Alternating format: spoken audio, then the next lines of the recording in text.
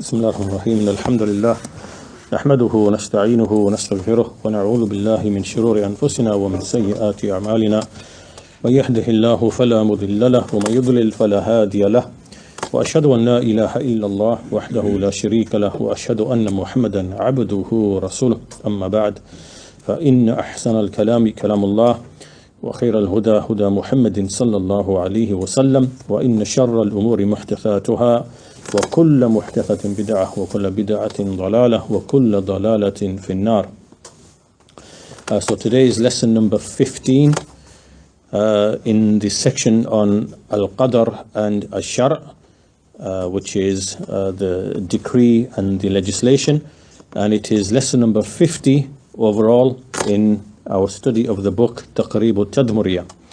So in the previous lesson, what we covered in the previous lesson is that we mentioned certain statements from the Salaf, which explain that whoever does not worship Allah, he is a mustakbir, he is an arrogant person, and whoever worships others alongside Allah, he is a mushrik, and whoever worships Allah with other than what he legislated, then he is a mubtadi', an innovator.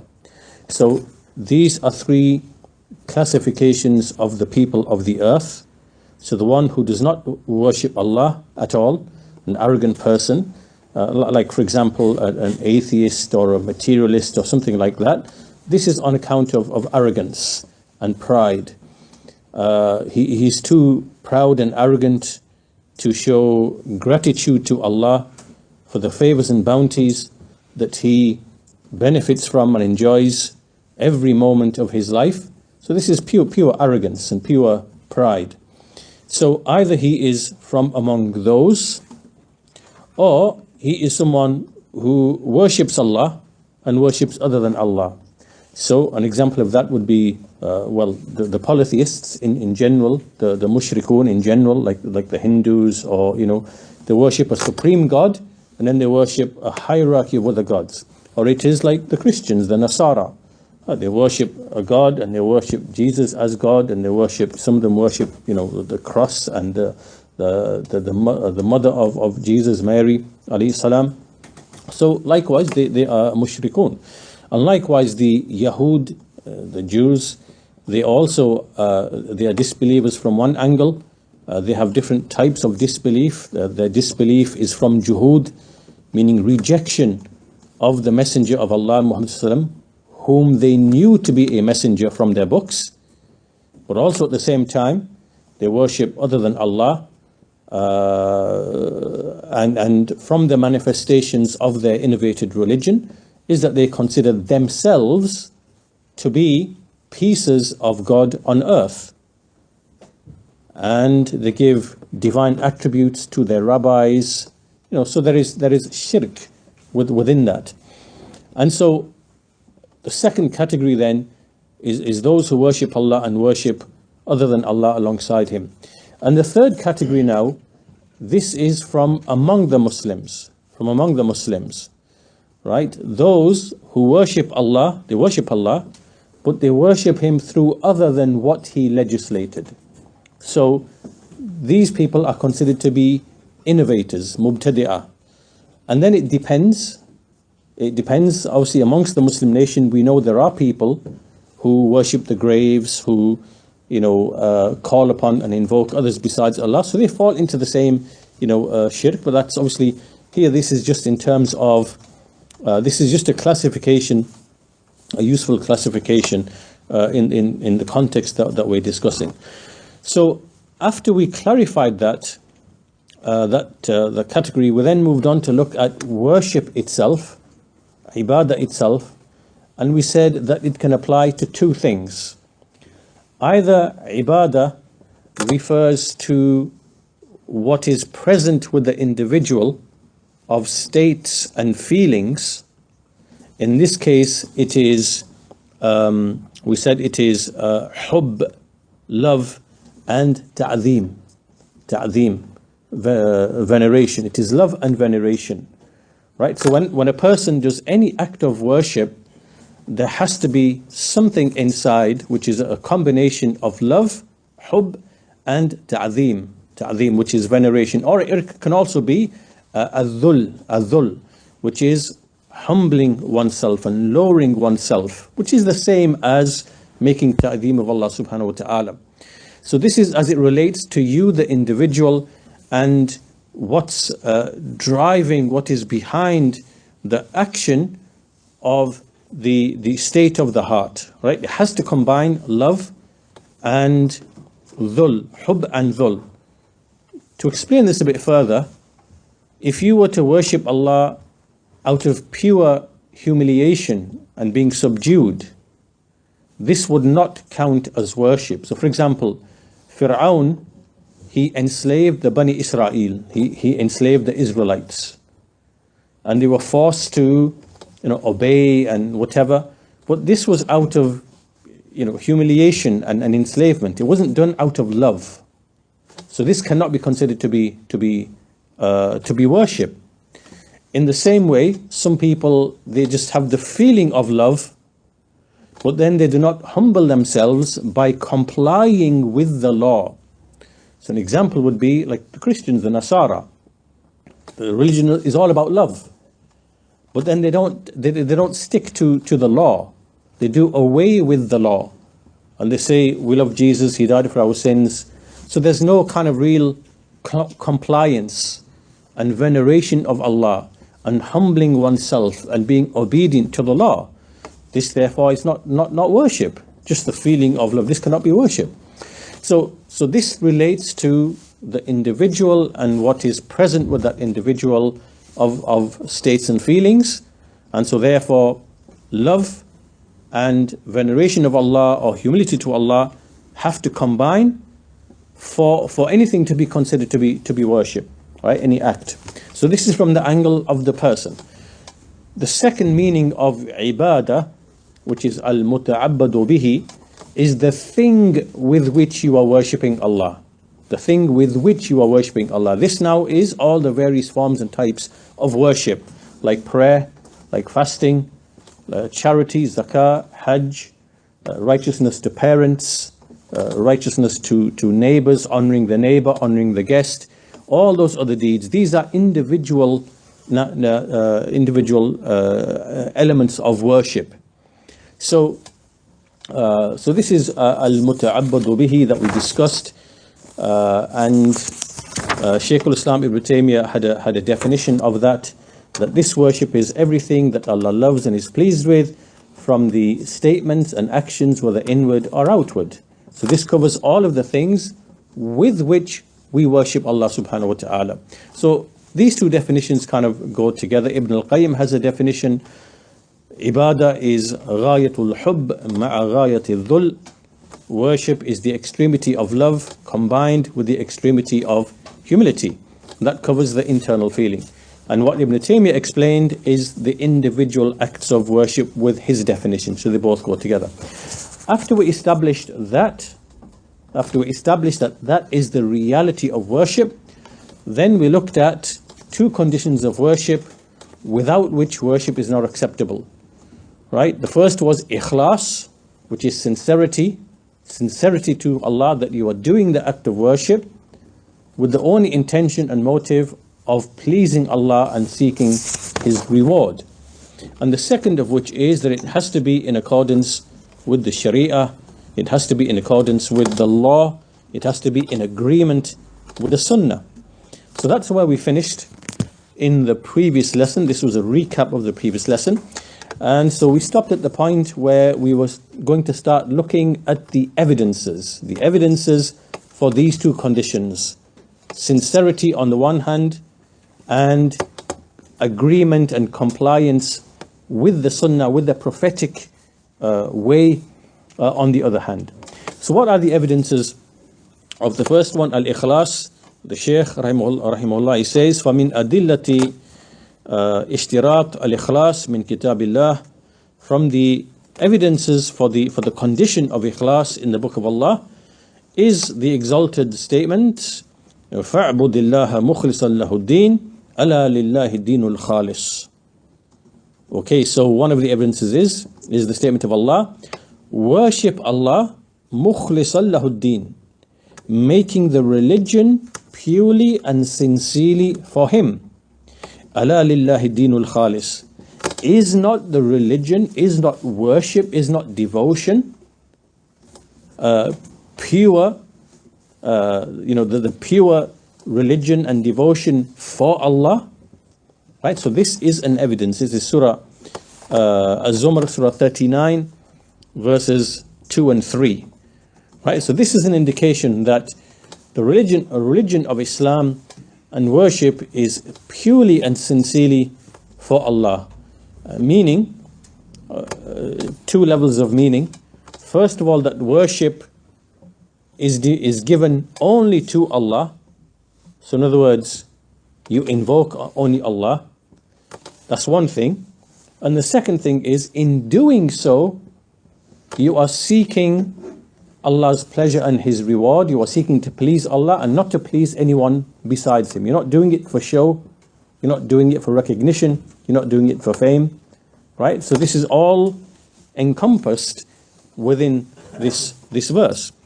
Also the statement of Allah Azza wa Jal in Surah Al-Bayyinah, chapter 98, verse number 5, وَمَا أُمِرُوا إِلَّا لِيَعْبُدُوا اللَّهِ مُخْلِصِينَ لَهُ الدِّينَ حُنَفَاءَ. They were not commanded except to worship Allah, making the religion purely and sincerely for Him, being upright, hunafa, being truthful and upright and honest. Right? Again, the same meaning here. Make the religion purely and sincerely for Allah. Likewise, from the evidences is what Allah Azza wa Jal mentioned regarding the prophets and messengers. He said even of them, وَلَوْ أَشْرَكُوا لَحَبِطَ عَنْهُمْ مَا كَانُوا يَعْمَلُونَ. That if they were to associate partners with Allah, even if the prophets and messengers were to associate partners with Allah, then their deeds would have become in vain. Right? Surah Al-An'am, chapter 6, verse number 88.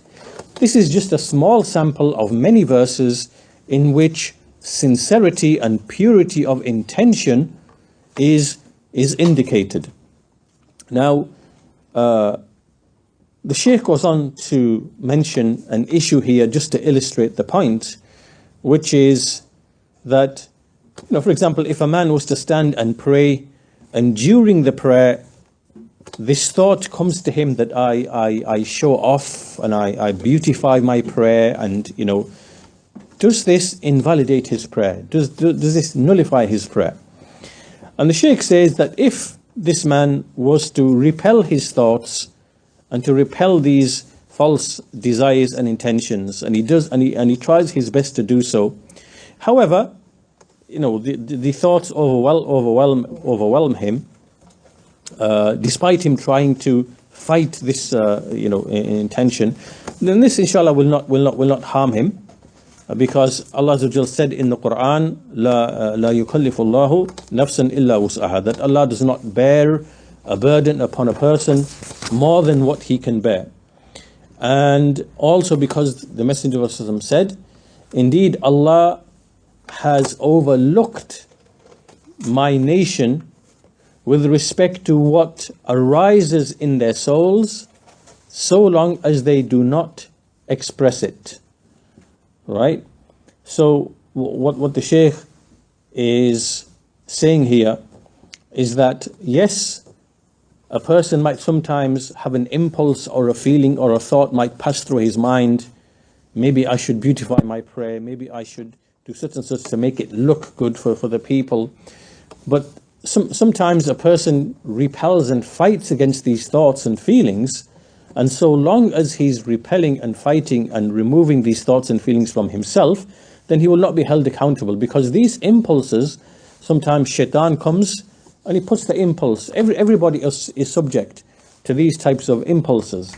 So you will not be held accountable for that, as long as you are repelling these thoughts and you are fighting these thoughts and expelling them from your mind and your heart. But if a person he's satisfied with that, and he's happy to do that, and it settles in his heart that I should beautify, and he does so in order to be seen, in order to be heard of, in order whatever. Then this would be, this would invalidate the action of worship. Anyhow, these are verses from the Quran to show that we have to be sincere and we have to seek Allah's pleasure, and our intentions have to be sincere for the sake of Allah, and we are not seeking any portion of the world, whether it is wealth, whether it is status, whether it is honor, whether it is fame, whether it is power, whether it is recognition. All of these are portions of the world which motivate people, and those motivations can sometimes enter into an act of worship and spoil the act of worship. So we have to strive and struggle against that. As for evidences from the Sunnah, right? So these are verses from the Quran. As for evidences from the Sunnah, then the most famous example and the most clear example is the famous hadith of Umar bin al-Khattab radiyallahu anhu, who said that he heard the Messenger of Allah say, إِنَّمَا الْأَعْمَالُ بِالنِّيَّاتِ وَإِنَّمَا لِكُلِّ امْرِئٍ مَّا نَوَى فَمَنْ كَانَتْ هِجْرَتُهُ لِدُنْيَا يُصِيبُهَا أو فَمَنْ كَانَتْ هِجْرَتُهُ إِلَى اللَّهِ وَرَسُولِهِ فَهِجْرَتُهُ إِلَى اللَّهِ وَرَسُولِهِ وَمَنْ كَانَتْ هِجْرَتُهُ لِدُنْيَا يُصِيبُهَا أَوْ امْرَأَةٍ تَنْكِحُهَا فَهِجْرَتُهُ إِلَى مَا هَاجَرَ إِلَيْهِ. So أو امرأة يتزوجها, as occurs in some wording. Indeed, actions are in accordance with the intentions behind them. Actions are in accordance with the intentions behind them. So whoever and every man shall have only that which he intended. So whoever's emigration from Mecca to Medina, whoever's hijrah, emigration, was for the sake of Allah and His Messenger, was to Allah and His Messenger, then his emigration was indeed for Allah and His Messenger, to Allah and His Messenger.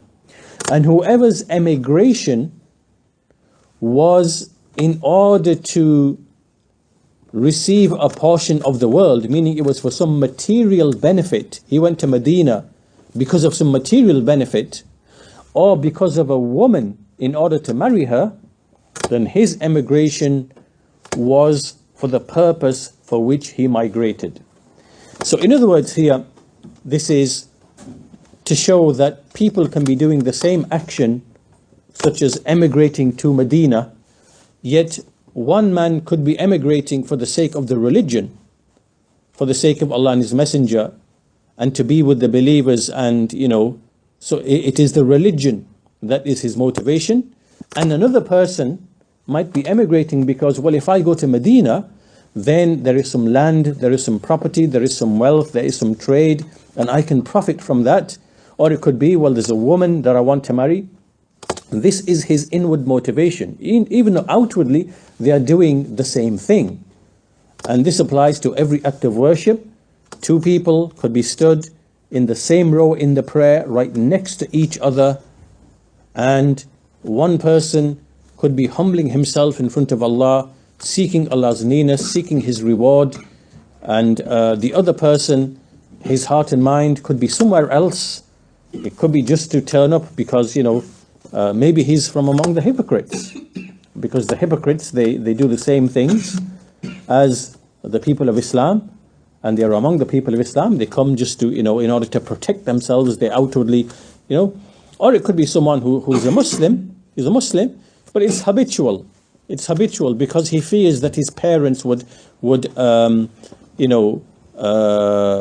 he fears from his parents, and so that's why he turns up and he's praying, right? That's his motivation, right? So there's people do deeds due to different motives and reasons. So this hadith is a famous hadith out of which the scholars have extracted many important principles to do with actions and the intentions behind them.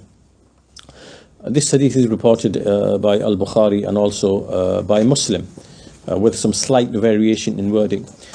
Also, from the well-known famous hadith that relate to intention is the hadith in Sahih Muslim from Abu Hurairah radiyallahu anhu, who said that قال رسول الله, the Messenger of Allah said, sallallahu قال الله تبارك وتعالى, Allah the Blessed and Exalted said, أنا أغنى الشركاء عن الشرك من عمل عملا أشرك فيه معي غيري تركته وشركه. I am the most, this is a bit of a difficult one to translate, but of all of those who are partners or who are made partners, right? So of all the partners, of all of those who are made partners, I am the one who is most who is the most who is most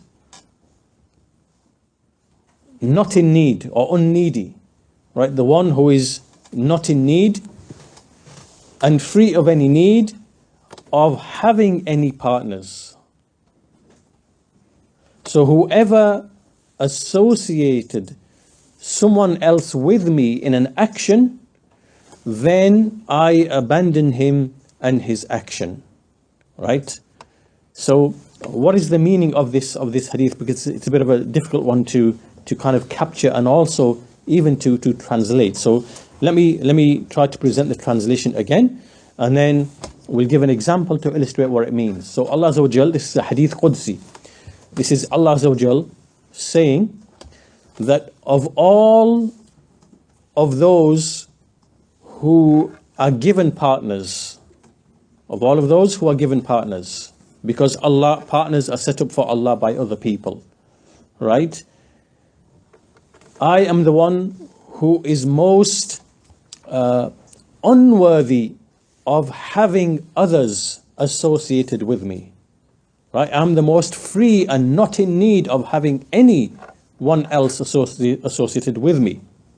And whoever associates anyone with me, does an action and associates other than me with me, then I abandon him and his shirk. So to explain this hadith, in the world we know that we can have partners. For example, a rich person is a partner with another person, a poor person, and they share ownership of a house, right? Or they share in a business, or one of them is wealthier than the other one, right? Now the wealthier one could actually say, you know what? I am not in need of any of this wealth. I'm going to give all of the wealth to you. I'm going to give all the business to you, right? Because this person is not in need of the wealth, right? So even though he is a partner, he is still a partner who is not in need, right? So Allah Azza wa Jal, of all of these types of partners, He is the one who is most, the greatest, who is not in need. Right? This is what it means. Ana aghna shuraka. Right? So Allah Azza wa Jal is the greatest one of all of those with whom partners are made, who is not in need. Right? So for example, when someone does an act of worship, like for example, it could be praying, it could be giving charity, it could be reciting the Quran, and when he does so, inwardly he is intending to make other people to share in that action with Allah, right? Meaning he wants to please them, and he wants to earn their praise, and he wants to earn their recognition. So now he has made other than Allah to be a partner with Allah in that action. But Allah is the one who is not in need at all of having such an action, in which others are shared. He's not in need of this at all, right? So this hadith also is another famous hadith which relates to sincerity of intention and sincerity of purpose and intention, right? So anyone who does an act of worship and he doesn't do it exclusively for Allah subhanahu wa ta'ala, that action will be rejected. Allah will reject the action. And he is, of all of the, those who are given partners, he is most not in need of having a partner, associated with him in that action. So these are some texts, very clear texts that explain the evidence for the requirement and necessity of sincerity in an act of worship being acceptable by Allah subhanahu wa ta'ala. Now the second condition that we said was al-mutaba'ah, which is that not only do you have to be, think of all, let's string all of this together. We said, because here really we are getting to the reality of what worship is, right? And by grasping this, we can clearly see, obviously those who do not worship Allah, they're out of the picture, right? So the mustakbir is out of the picture because they don't worship Allah. The mushrik, we can see where they fall into mistakes as it relates to worshipping Allah, right? Because we now have a clear understanding of what ibadah is in Islam, right? It has to combine love with humility or with veneration of Allah in terms of the inward state and condition, right? Then we worship Allah through what He legislated of the individual acts of worship, right? Then within our worship there are conditions. They have to be sincerely and purely for the sake of Allah subhanahu wa ta'ala. There has to be this behind the action, right? This is unlike what you find with the Yahud, for example, the Jews, because with the Jews, what they have is they have to simply stick to the letter of the law, to the letter of the law. What that means is you have to just simply outwardly comply with the actual details and the letters and the minutiae, like the specific details of the law. As long as you are complying with that, it doesn't really matter, meaning there's no spirit behind the action. It doesn't have to be done with love of Allah and humility to Allah. It's just pure, right? So this lacks and it's devoid of the spirit and the essence of inward worship, right? So we said ikhlas, sincerity for the sake of Allah, and then al-mutaba'ah, which is agreement with the Sharia. So we do not want to be a mushrik where we take an act of worship and we direct it to other than Allah. And we do not want to also be a mushrik in the sense of the minor shirk, in the sense that we are doing deeds for other than Allah, right? Where we are seeking their praise or recognition, right? This now is minor shirk. It is ar-riya, right? This is where our intentions are not sincere. So nor are we doing that, right? So we are therefore escaping the major shirk and the minor shirk. But at the same time, nor do we want to be the mubtadi', the innovator. We want to worship Allah only through what He legislated.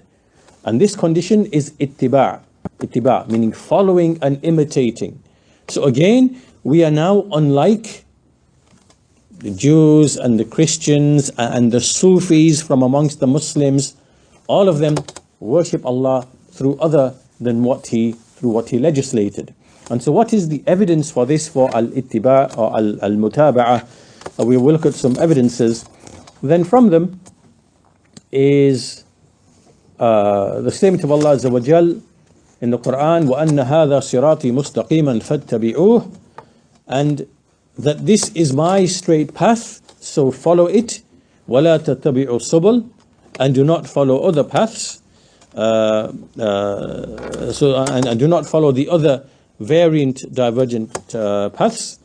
فَتَفَرَّقَ بِكُمْ عَنْ سَبِيلِهِ, so that you basically you separate away from his path. This is Surah Al-An'am, chapter 6, verse 153. Right, so this verse is very clear that this is my straight path. There is one straight path, and the Messenger ﷺ, he drew a straight line like this, and then he drew lines to the right and left, at the end of which is a devil. And then he recited this verse: indeed, this is my straight path, so follow it and do not follow other paths, lest they separate you from his path. So this means following his way and avoiding the innovated ways, which means the various sects, the various groups, the various deviations and the deviants which appeared and they departed from the straight path. And the Shaykh, this actually applies, these evidences we are looking at, it in fact applies to everybody, right? So be you a Jew, be you a Christian, be you a Muslim trying to worship Allah by other than what he legislated, right? It applies to all of these people at the same time. How and why?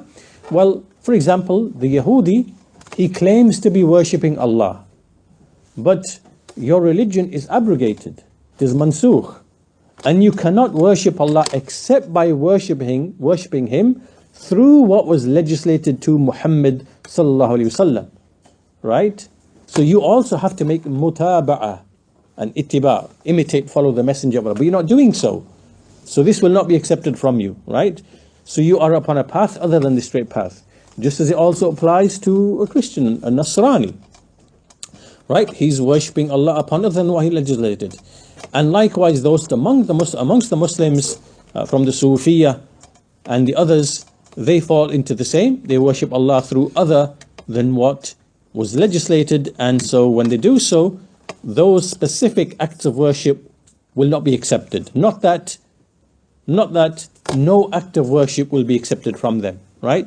The innovated acts of worship will not be accepted, but their other ibadah would be accepted, as long as they're not committing, major shirk. Whereas with a Yahudi or a Nasrani, none of their acts of worship are accepted, right? Because the asl of iman is not there, and the deen is not accepted. This is why the Messenger of Allah, he said in a hadith reported by Abu Hurairah, وَالَّذِي نَفْسُ مُحَمَّدٍ بِيَدِهِ, by him in whose hand is the soul of Muhammad, لَا يَسْمَعُ بِي أَحَدٌ مِّنْ هَذِهِ الْأُمَّةِ, no one from this nation, meaning this nation of mankind, neither a Yahudi ولا Nasrani, neither a Jew or a Christian, he is of me, ثُمَّ يَمُوتُ وَلَمْ يُؤْمِنْ بِالَّذِي أُرْسِلْتُ بِهِ, and then he dies without believing in that which I was sent with, إِلَّا كَانَ مِنْ أَصْحَابِ النَّارِ, except that he will be from the inhabitants of the fire. And so this is very, very clear. And Sheikh then goes on to discuss something to do with the issue of the Yahud and the Nasara, the Jews and the Christians, because there are, they are not upon a religion which is acceptable to Allah. But there are some people who try to claim and they try to say that, well, yes, these are all Abrahamic religions. They trace back to Abraham. Well, that's not true. They don't. This is false. Because the religion of the Yahud, those who call themselves Yahud, this religion is unknown to Abraham alayhi salam. He did not know of a religion where all of a sudden a tribe becomes, the chosen people in whose genes and DNA there's something special, who are eternal and who are pieces of God on the earth. There's no such. Abraham was not upon this falsehood, right? And there's no racism or ethno-supremacism in any religion that Allah revealed to mankind. Meaning in the Islam that Allah revealed to any messenger, because that's what Allah revealed to all prophets and messengers. It is Islam, right? And obviously the legislations may have differed, right? In which case we can say there are, differences, but the asl is Islam. In no such revelation or legislation is there any notion that you are somehow, you are special people, right? Where you have special genes and special DNA. This is racism, this is ethno-supremacism. Rather, Allah has mentioned in the Quran that He, the ikhtilaf, the variation in your colors and in your tongues. This is a sign from an ayah, from the ayat of Allah, right? So this one is black, this one is red, this one is white, this one is yellow. These colors, these complexions, this one speaks Arabic, this one speaks, Aramaic, this one speaks Chinese, this one speaks English, this one speaks whatever. All of these variations, these are signs from the signs of Allah subhanahu wa ta'ala, that He is the Lord and the Maker. He makes these variations just like He makes variations in other things. We have different types of biological life. There are animals, there are humans, there are fish, there are birds. These are all variations in Allah's creation. And so all of these, the different types of plants and colors and foods and tastes and smells, and all of this variation, these are ayat from the ayat of Allah subhanahu wa ta'ala, which prove His rububiyyah. And He did not favor or give excellence to anyone on the basis of race or color or language, right? Because this now, when you make this claim, this now is the basis of oppression and tyranny. Because then if you claim, there are some special superior people who are somehow inherently greater and better than others, because allegedly you've got some magic DNA or something, that there's some genes that you somehow have that other people don't have. All of these are lies. Anyone who claims that is a liar. He is a liar. This is false. This is a concocted, fabricated religion. And this religion that is claimed by the Yahud, this is the religion they fabricated and concocted during their time or after their time in Babylon, when Nebuchadnezzar or Bukhtanasir, when they were punished and they were taken from their state, their state called Judah, and they were taken captive to Babylon. And while they were there in Babylon, they started developing and they concocted a new religion, right?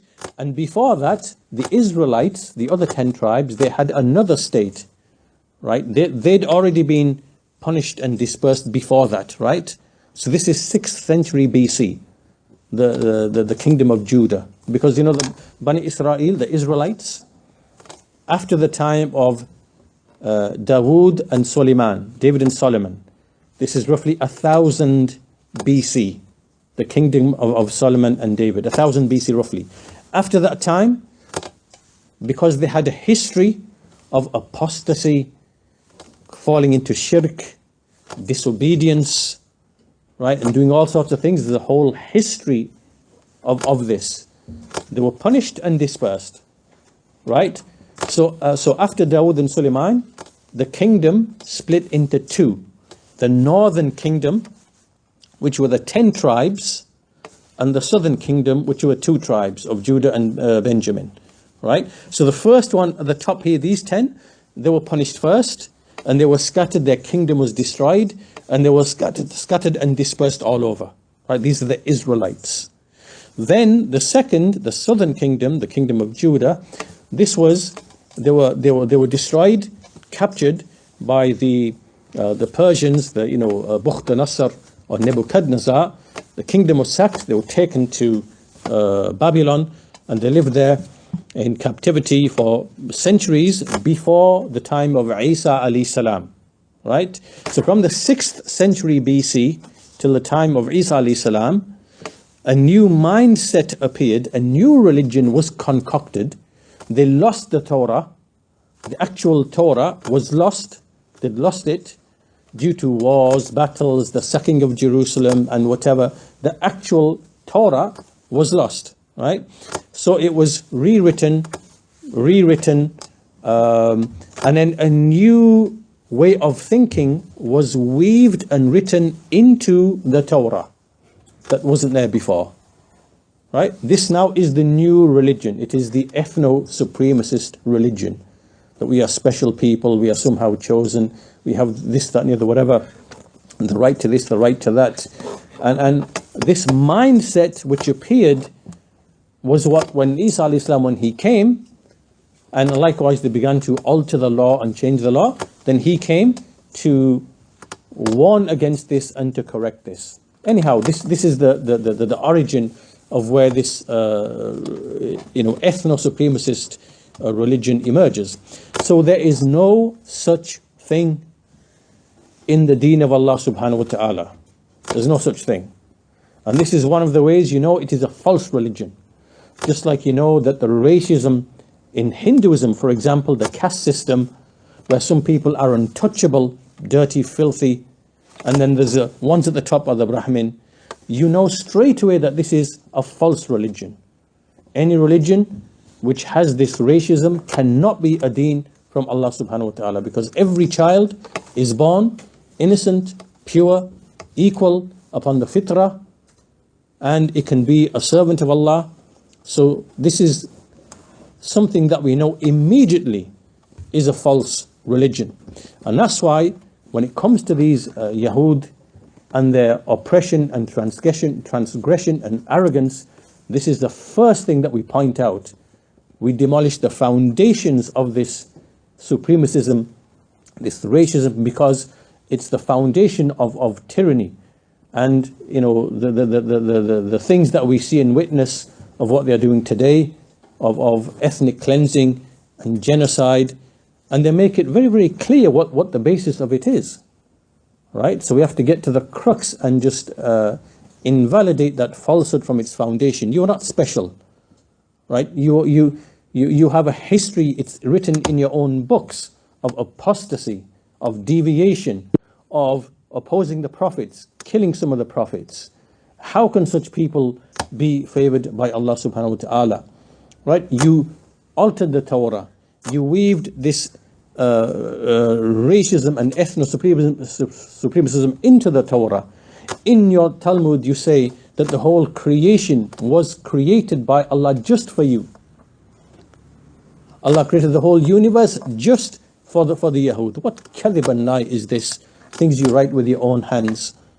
Right? And on the basis of these false doctrines, you justify what you justify of the slaughter of men, women, children, burying them alive. You know, this is all false and batil. There's no such thing. And so yes, the context of this was that Yahudiyyah is an innovated false religion. And our argument is not on the basis of, well, you took this and you have this land and you have the... No, our argument starts with that you're upon a deen which is batil, muharraf, mubaddal, and that's where we start with, not with anything else. Because when we start with that, then it removes the foundation for everything else. Right? So, because this is what justifies what they're doing. And so we start with this. Your deen is batil, it is muharraf, it is mubaddal, and there's nothing special about you or your history. It's full of apostasy, of disbelief, of opposing the prophets, of altering the book, distorting the book. So be like the rest of mankind. Be humble. Let go of this arrogance. Right? And this is where the conversation starts with these types of people. So as we were saying, as the Shaykh says, وَمَعْلُومٌ أَنَّ مَنْ اعْتَقَدَ أَنَّ لِلْيَهُودِ وَالنَّصَارَى دِينًا مَقْبُولًا عِنْدَ اللَّهِ فهو مكذب لكلام الله والمكذب لكلام الله كافر بآيات الله. There are some people who say, no, there's Abrahamic faiths and all of these religions trace back to Abraham. No, they don't. Right? Christianity does not trace back to Abraham. There's no blood sacrifice in the deen of Ibrahim alayhi salam where you sacrifice a man and all your sins. There's no such thing. Right? And the deen of Yahudiyyah, Ibrahim alayhi salam wasn't I mean, look at the falsehood. First of all, the Yahud are just one tribe out of 11. Out of 11. Right? And those 11, from the Bani Israel, they are just one group from the offspring of Yaqub alayhi salam. And Yaqub is the son of Ishaq, who is just one brother with Ismail alayhi salam. And Ismail, likewise, he is the son of Ibrahim alayhi salam. And Ibrahim alayhi salam goes back amongst many, going all the way back to Sham or Shem, right? And between them, there are many others which are from the Arab nations, like the Ad and the Thamud, the perished Arab nations. All of them are Semites. All of them are known as Semites. So how have you all of a sudden become the only Semites? It's kadhib. You are liars. You are kadhabun. And in fact, even in your own books, in your encyclopedias, it is written very, very clearly that the most pure of Semites present today are in fact the Arabs. They are the purest in their tongue, in their language, and they are the purest in their race. And as for you people, when you were dispersed and taken and sacked from that land, you went all the way through Europe, marrying foreign women. Your special genes now got diluted, and you look no different to the Europeans, right? So leave this arrogance, leave this racism, leave this ethno-supremacism. Be like the rest of mankind. Be humble, and accept the truth. So, as we said, this Yahudiyyah is not acceptable to Allah, and Nasraniyah is not acceptable to Allah. Anyone who tries to worship Allah through other than what he legislated through the Messenger of Islam, then this is not mutaba'ah. It's not mutaba'ah. And this is not mutaba'ah, as we said. So likewise also the statement of Allah subhanahu wa ta'ala in the Quran, فَالَّذِينَ آمَنُوا بِهِ وَعَزَّرُوهُ وَنَصَرُوهُ وَاتَّبَعُوا النُّورَ الَّذِي أُنزِلَ مَعَهُ فَأُولَٰئِكَ هُمُ الْمُفْلِحُونَ. It is those who believe in Him and who support Him, who respect Him, and who aid Him and follow the light which was revealed with Him. They are the ones who are successful. 7:157. Chapter 7:157. Right? So all of these verses, what do they show? They show that unless you are worshipping Allah through the way and the path of the Messenger of Allah, then your actions, your worship will not be acceptable. This is general to all of the people of the earth. So if you are a Yahudi or a Nasrani, then nothing of the worship that you do is acceptable from you, because you rejected the path of the Messenger of Allah. And if you are a Muslim, then those deeds, those acts of worship that you do, which are not in accordance with His guidance, then those deeds will not be accepted. Right? These are the meanings of these ayat, of these verses in the Quran. And as for the Sunnah, then there are very clear evidences from the Sunnah. For example, from them is what is related by Al-Bukhari and Muslim from Aisha radiallahu anha, who said that the Prophet said, "Man amila amalan laysa alayhi amruna fahuwa radd." Right? Whoever did a deed or does an action that is not in accordance with our affair, then it will be rejected. It will be rejected. And in fact, there are actually 2 or 3 hadiths which are very similar and like each other, and together they are quite comprehensive. So another hadith from Aisha radiallahu anha, she said that the Messenger of Allah said, "Man ahdatha fi amrina hadha ma laysa minhu fahuwa radd." So in this hadith, Aisha said radiallahu anha that the Messenger of Allah said, whoever introduces into this affair of ours that which is not from it will have it rejected. And the other hadith, it is said, Man amila amalan laysa alayhi amruna fawarad. Right? Whoever does an action that is not in accordance with our affair, it will be rejected. This covers two scenarios, right? So first scenario is, you innovate something into Islam that does not belong to it. For example, celebrating the Prophet's birthday. This is not from Islam to begin with. There's no such thing of worshipping Allah through celebration of the birthdays of the Prophet ﷺ. No such thing, right? So this will be rejected, that you introduce something like this into the religion. Or that you worship Allah by singing and dancing, right? There's no such thing in Islam. This is the way of the Nasara, the Christians. There's no such thing. These things will be rejected. Or there is something that's an act of worship, but you do it in a form or a manner or with some, modification or something that is not found in the Sunnah, then this will also be rejected, right? You do an action in a way that is not in accordance with the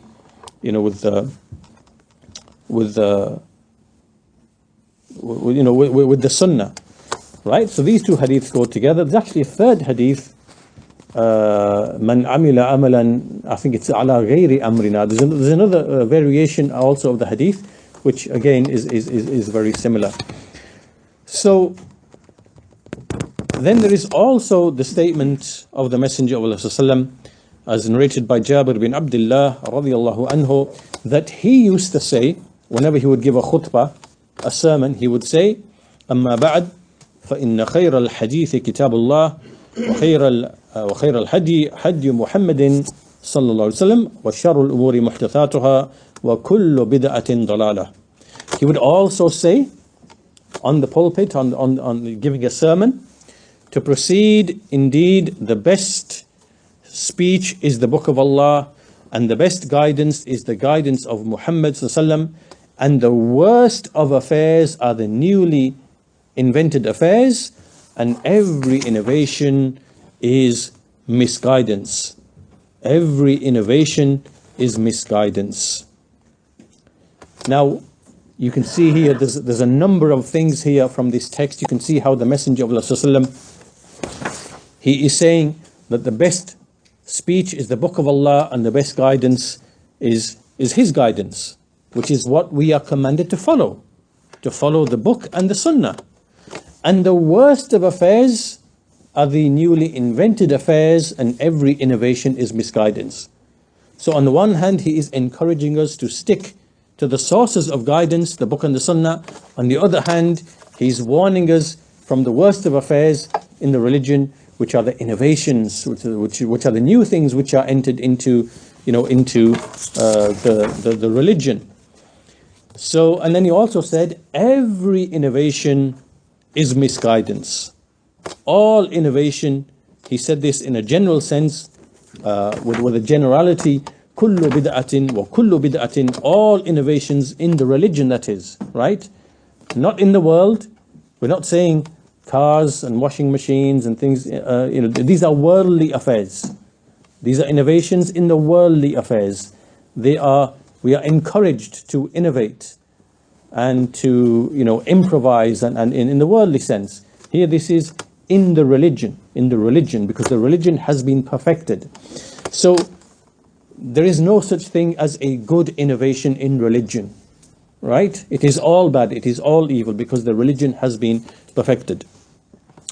So this is another evidence, and the final evidence that we can finish with is that another famous hadith of the Messenger of Allah, very similar to what we've just looked at, is that he would give a sermon, and a very powerful sermon, and the companions would listen and would be affected by it, and their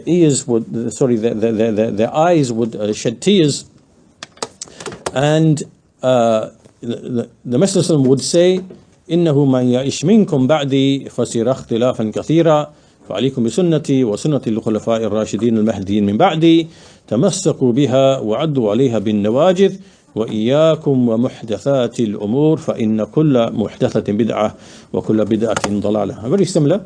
He used to say, indeed, those who will live long after me will see many, many controversies, many, many differences. So you must stick to my sunnah and the sunnah of the rightly guided khulafa, the rightly guided caliphs. You should hold on to them, meaning to the book and the sunnah. And you must bite onto it with your molars, meaning bite onto the sunnah with your molar teeth. And beware of the newly invented affairs. Right? Beware of the newly invented affairs. For indeed, every newly invented affair is an innovation, and every innovation is misguidance. Every innovation is misguidance. So here we see that the Messenger of Allah, he encouraged his nation, and he told his nation that there is going to be controversy, there is going to be splitting, there is going to be differing, there's going to appear, and we see in other hadith the appearance of sects and callers to misguidance. So you must stick to my sunnah, bite onto it with your molars, and beware of the newly invented affairs. So inshallah we can finish with this. And at this point there was like an interesting discussion of how can we make sure that an act of worship is in accordance with the Sharia, right? And there are certain agreements that have to be present. It has to agree in the reason behind the worship, in the number of times, in terms of time, in terms of place. So we'll look at them inshallah in the next lesson. We'll stop at this point, and we'll look at that discussion inshallah ta'ala in the next lesson. So with that we'll conclude today's lesson. Walhamdulillahi Rabbil Alameen, wa sallallahu ala nabiyyina Muhammad wa ala alihi wa sahbihi ajma'in.